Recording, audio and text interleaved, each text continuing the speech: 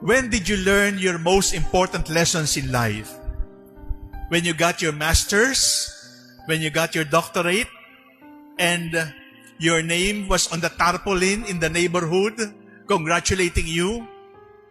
Was that the moment when you learned your most important lesson? Most likely, my dear brothers and sisters, the answer will be no.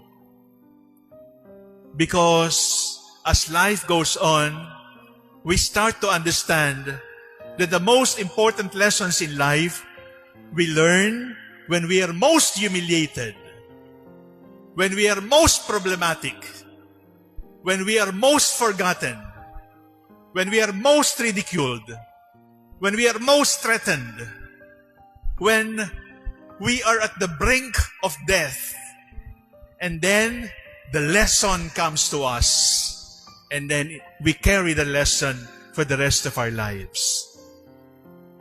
What I'm trying to say, my dear brothers and sisters, is there are many lessons you can learn from Cloud 9. But the most important lessons you can learn when you are at the bottom of the pit.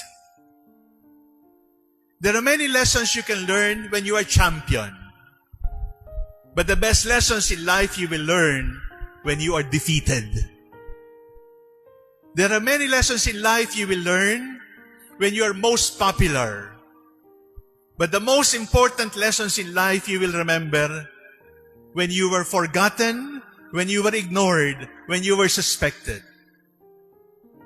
There are many events in our lives that teach us beautiful lessons. But the most important lessons in our lives, come to think of it, were taught to us when we were most down, when we were most sick, when we were most hurting. When you lied and you were exposed,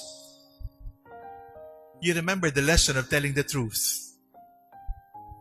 When you were sentenced, guilty, and you were sent to jail, now you remember the value of freedom.